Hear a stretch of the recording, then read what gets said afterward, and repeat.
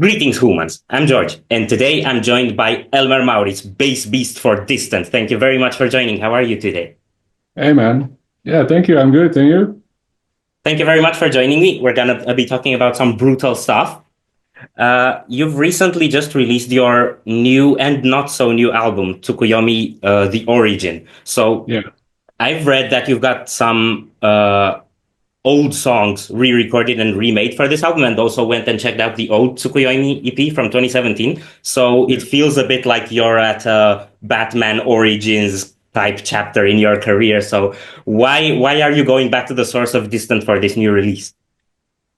Uh, yeah, there's a few things, but I think one of the main reasons is that when we first started, the budget for recordings was just really low, and over the years we increased our budget got increased and the production got increased. We found our ways of how we like to sound, uh, and we think we were thinking that the older stuff, was really missing out on the production, and it was a bit sad to us because we still love those songs. So we were like, yeah, maybe we could bump those up. So give them a fresh new coat, let's say, give them a whole revamp, also with a new drummer, and uh, on the other end, just write some other songs in that same style. That I think that's basically one of the reasons. The other reason is that we wrote a whole lore behind the lyrics, and uh, we also wrote a lore for the Tsukuyomi saga, let's say. So we were like, yeah, let's combine it. Let's release the lore, but also release it with the new album that covers the old stuff. Okay, that's really cool because you don't see a lot of artists who are so comfortable about their early releases. Once they evolve, they kind of want to let that stuff die. So it's Yeah, cool to see that you guys have such a cool relationship with your history and with your beginnings and everything. yeah, exactly. Yeah. So let's get a bit into the creative process for Distant. How does that work? Is it more like a one-man process doing the creative stuff, or is it more collaborative? Do you do it together online? How does that work? Uh, yeah. So we don't all live in the same country. Mhm. Uh, uh, Three of us are from the Netherlands, and then Ellen, the vocalist, is from Slovakia. So since we're since working with Ellen, which started with Tsukuyomi EP, we basically wrote everything online together. Uh, and Also, this meant that Nuri, the guitarist, wrote most of the stuff, Okay. and that's still the case. So he basically makes the whole songs, the whole skeleton of the song, and then we go over it together. Vocals get added, drums get changed, layers get added to it. Uh, but yeah, Nuri is the creative mastermind for us. And does that apply for the concept and the lore as well, or just for the music? That's just for the music. Yeah, so music wise, we let Nuri go loco on it. We do tell him, or we do discuss like what kind of vibe we want for each album or for the next bunch of singles or stuff like that, or the upcoming releases. And the the lyrics and the lore follow that. So Alan is in charge of his own lyrics, but most of the time, me and him discuss how the lore works behind it and how we can theme it, and then me and Alan write the whole lore. And we try to match that with the music as well. So each each album and each new chapter of the lore really matches the vibe of that album. Okay, so then the lore expands over multiple albums. It's not something just for this one. Oh no, no, no, no. So Okay. that's why we came back. So the first lore that we released was for Terranotopia and Aeons, Aeons of Okay. Oblivion, Hmm. or first. two full-length albums. Then we did one last year for Heritage, which is a sequel to it. Okay. But we didn't do the start of it yet, the prequel. So because Tsukuyomi was the EP before that, we had to go back, and now basically the current lore is the prequel to the previous ones. So you're basically writing the Star Wars prequel. Let's hope they Yeah, catch less. we got three released now, so let's see let's see how this evolves. For now, it's a trilogy, uh, but who knows? Okay, so I have been looking over the lyrics of it and trying to put together what it might be, but I haven't been able to figure out much about the story. And I also haven't like found, I don't know if there's anywhere where I can actually read the lore online or anything, so I haven't found any of that. But what I have Yeah. been able to figure out is I've been looking at the videos and at the cover artwork and at the title, of course, and there's a lot of these Japanese motifs coming through in the Yeah. music videos. You play in this dojo looking setting and there's all those characters around and all that type of stuff. So who's the resident weeb in Distant? Alan is the weepiest of us all. Okay, I had kind of predicted that a bit. Yeah. Yeah.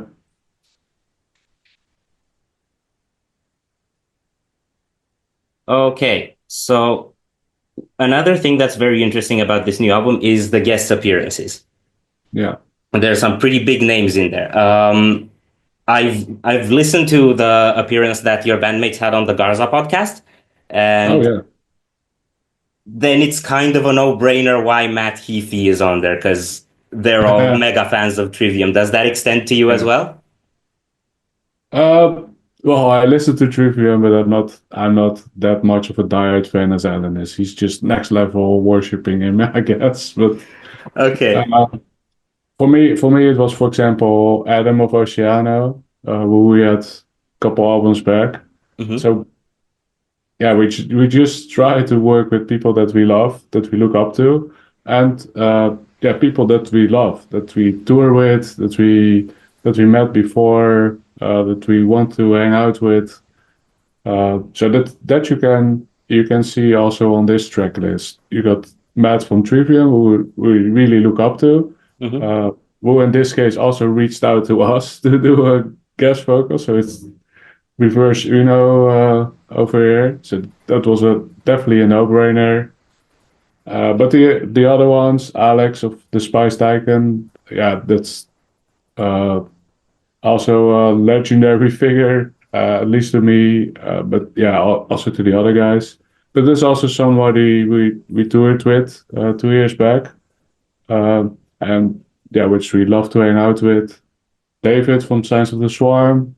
Yeah, same. We toured with them a couple times, and Okay. Travis of Enterprise Earth. We're doing a co-headliner with them in Europe in 2 months now. Yeah. So yeah, I'm hoping to maybe catch you live on that run. would be great. It's timed Yeah. pretty badly. We'll see. My favorite of the appearances is Signs of the Swarm, and it's actually the only one that I wasn't aware you toured with. So I would Oh, like to see that combo if it ever happens again. oh yeah, yeah, yeah. Yeah, it's we're trying to make it work. Like uh, they were playing in the Netherlands in the last couple days, so we had a bit of a discussion about it, uh, but it yeah, both of us have very busy schedules, so Hmm. it will happen any day in the future, but it's nothing locked in yet. Nice. Okay. Also, since 2023, if I'm not mistaken, since the Heritage album, you've been signed to Century Media. Yeah, And and Century Media is actually the only label that on this channel I've actually been in contact with, and they've been very supportive of what we do with the channel. So oh, nice. they're really cool. How Yeah, have you found the collaboration with the label? yeah, similar. Like they're very supportive. They always try to think with us, not against us or in their own best interest, but it's a really a collaborative effort. And that's yeah how we schedule things out. And we never heard a no from them. Basically, everything works, uh, and everything is up for discussion. So Okay. very happy with the collaboration. So full creative freedom. Oh yeah, yeah. That's they love what we do. Also, there they never said anything but nice words. I love So what you do as that's good. well. Yeah, that's always nice. Okay, so for a band like Distant, you've obviously put out a lot of music and fast, and you tour a lot. So Yeah. would you say, is it more important for you guys to really refine your craft in terms of the creativity, or do you try to throw together a lot of songs for the touring? Where do you feel more at home, on stage or in a studio with your boys? Yeah, so we're really on the grind. We love the fast pace, and we love to stay busy all the time. But uh, yeah, for all of us, it reflects back to the stage. We just love touring. We love playing shows. Doesn't matter if there's 10 people or 10,000. We just love to play mainly breakdowns, at least for me. And that's how we like to write our music. Just make it heavy and make it uh, make it that you can feel the energy on stage. Um, yeah, So then it sounds like the live set is actually something that's also on your mind while you're writing and while you're creating the songs. that's 100% on our minds. You're Yeah. the first band to tell me that, because a lot of my favorite live bands actually just they just go and write the music just for the music. Oh, we write it to Mosh. Nice, nice. Uh, we're Yes, gonna that's the bang. we're gonna get into that a little bit later. Yeah. Um, okay, I'm gonna go back to that appearance on the Garza podcast that your bandmates did. Yeah. Um, there was a question there that really piqued my interest, where he asked them what their dream tour would be, and they pretty much agreed on touring with Suicide, Silence, Trivium, and Korn.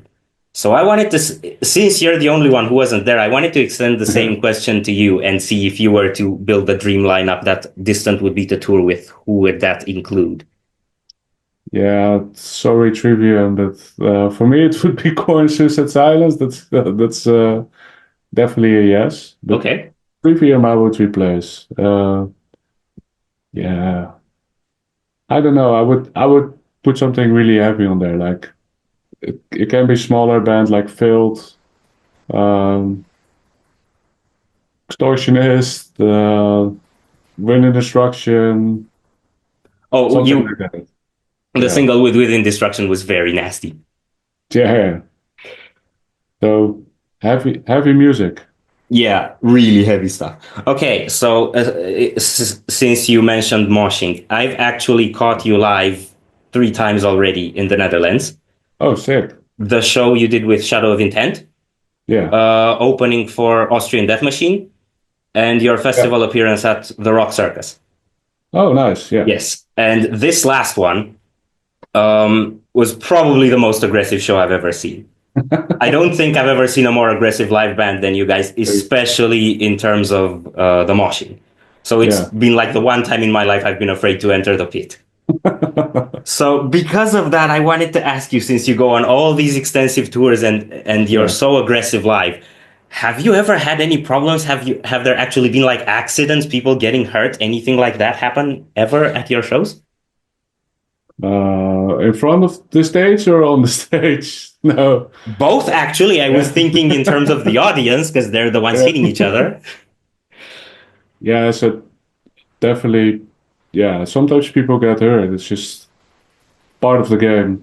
Of course, you try to be friendly, and that's just the whole metal and deathcore community. But it gets rough, and you end up with bruises. So it's yeah, very common that people get hurt or get a broken arm or broken leg or broken noses. Happens a lot. So yeah, people get unconscious sometimes, but Really? yeah, they get knocked out and they just have to chill outside for a bit. We do stop our set sometimes even Okay. if it gets that rough. but most of the time, this is when there's literally a fight, when people start fighting, and somebody's really like toxic to the mosh pit, or I don't know, a little girl gets hurt or something like that. But it's still pretty rare occasion. It's maybe yeah, one out of 70 shows or something. Okay. It's yeah. On the other side, yeah, I like the mosh as well. So in Florida, I was meeting the flying Florida man, and he hit me in the eye, and The I've got who? a whole bloody face. So it works. It works both ways. I think it's also a deathcore culture thing because in deathcore you Yeah, get also a lot of the karate in the pit thing happening that doesn't really happen yeah, for like more old school stuff. yeah, yeah, exactly. Yeah. All right. Um, so about the upcoming tour, when it comes to putting together tour packages, do you guys get a say in who you tour with, or Oh is that something that's settled by booking agents and label and all that stuff? yeah. It's it's a discussion with a booking agent because what we think about the bands that we like and we think that are hot or could need the next tour or would fit good with us. On the other hand, the booking agent also knows, like from his perspective, what the ticket sales have been from previous shows or when they did the last tours, stuff like that. So it's basically a discussion up to that. And on the other hand, yeah, it's just really rough to make a tour. Actually, it's not like you can just go to Spotify and just pick your five favorite bands or whatever. Because of course you try to do that, but you will soon notice that once you start emailing those bands, they already got tours going on, they already got a busy schedule, or uh, they got literally just got other plans. Uh, so it's it's up to us to a certain degree. Okay.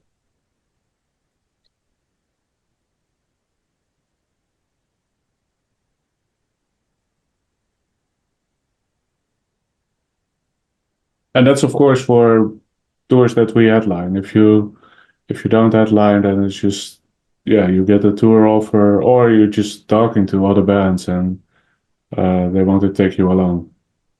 Yeah, I've noticed that you've actually only recently started to do headline tours, I think. Uh, yeah, like long days ago, we booked our own stuff, and then of course you just have to Hmm. get out there and play some shows, but can't really consider that yeah, big tours. But we did our first headline tour last year, both in US and Europe. Hmm. That's really cool. Yeah, It's really cool to see some of the more yeah, new wave bands break out. yeah, and it's you have to just yeah put your grown man shoes on, or however you call it, because in the end you cannot always keep on supporting uh, and be the support band or the opener band. You also have to show that you can draw your own crowd and draw your own fans, and that if you can show that, that can get you on bigger tours. Bigger tours will get you more crowd, and then can keep the cycle going. And So just since yeah, just have to keep on doing both. Keep on supporting and keep on doing headline tours, even if you don't want to, because you only want to pay for the big crowds of other bands or whatever. Bands just have to try it. And nice. that's scary. That's scary sometimes. And since you've done that, have you also, I imagine you've also started playing longer sets and probably had bigger production. Uh, Oh what yeah, yeah, One thing that really always impresses me about deathcore and metalcore is that it's very energy intensive to play live. yeah. So you don't often see sets longer than an hour. So Oh have yeah, you been dealing with challenges as a consequence to headlining? Are the shows getting more difficult to play? yeah, yeah. You're absolutely right. It's tough. Just do cardio for half an hour or for an hour, and you will notice, right? So we really love the intense short set. So somewhere in the middle of a lineup, I actually prefer because then you can just play your bangers, go all out, and get it over with before also the crowd is tired. Hmm. But with headline shows, it's just longer. Uh, yeah, I think as for any deathcore band, you shouldn't play longer than like 45, 50 minutes. Okay. Even if you're the biggest band ever, I'd rather see a short set where the band goes absolutely nuts Hmm. than a set of double the time, but they don't move around because otherwise they just get too tired in their set. So yeah, that's one of our struggles as well, but we we try to keep it on maximum energy. That's really cool. Okay, I want to get into back to the creative aspect about just one thing that I don't know if you've seen our videos, but one creative aspect that my brother tends to pick on when we do the reactions. Um, you guys are down tempo deathcore, so you have these parts in the songs where everything just goes slow and really Yeah, heavy, and that's something that he doesn't really like that much because he likes more of a natural flow to the songs. I really dig it. yeah. Um, is I've listened to the Tsukuyomi EP, so you've been doing that pretty much since day one. Has that been something you've consciously wanted to create as part of your sound, or did it come naturally while writing? Or is it more of a question that I should ask Nuri? No, that's something where we started out with. We really, yeah, back then, downtempo deathcore was either very, very new or it wasn't existing yet. Uh, and we just, yeah, loved the slow and heavy stuff. But one thing that we figured out from the start is that we like tempo changes because that makes things kick in even harder. And I think that's what really stuck with us. The downtempo deathcore itself, yeah, it's getting less and less with us. Also because we've noticed it's for a very specific crowd, and it's also very yeah more limiting than in your creative freedom than just doing whatever you like to do. But these tempo changes, that's something that's stuck to us, and that's something that uh, yeah really maximizes impacts. Yeah, that's really cool. I love tempo changes because I got into metal mostly with prog, so I've had my warm up with that before actually getting into really heavy stuff. Nice.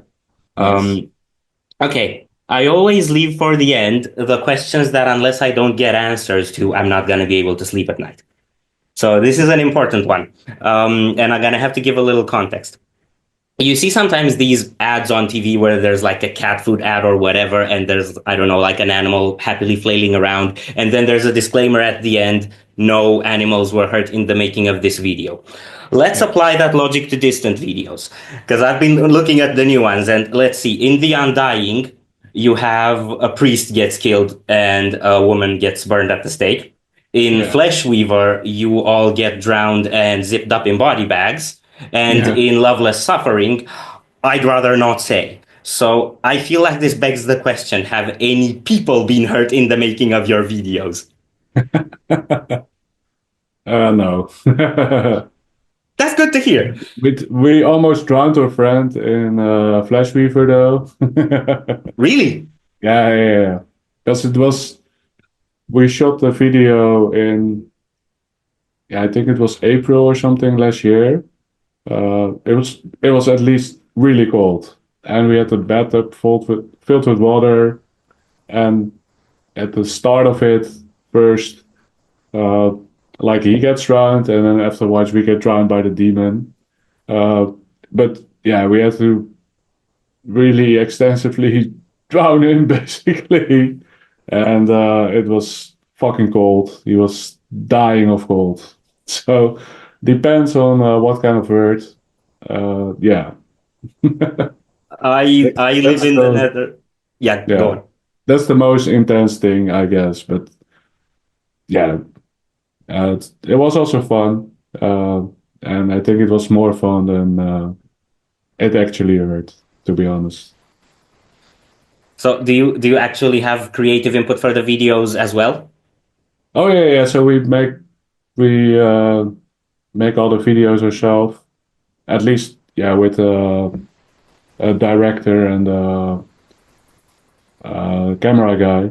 But like the story wise, we have the creative input. Um, and yeah,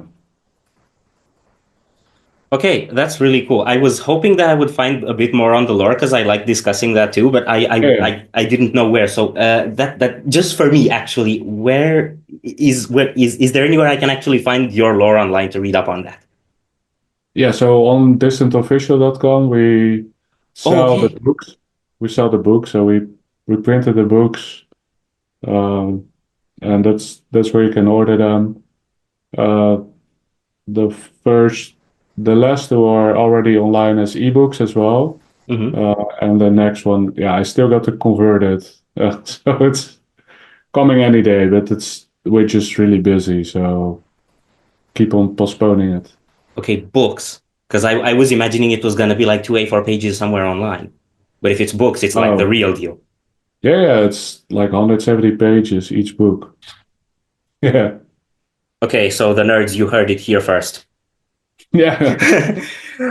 Okay, well, Elmer, thank you very much for joining me. It was a pleasure chatting. Thank you. Good luck with the release of the new album. It's been out a few days when we are Yeah, recording this, and go ham on tour. It's gonna be fun. thank you very much, man.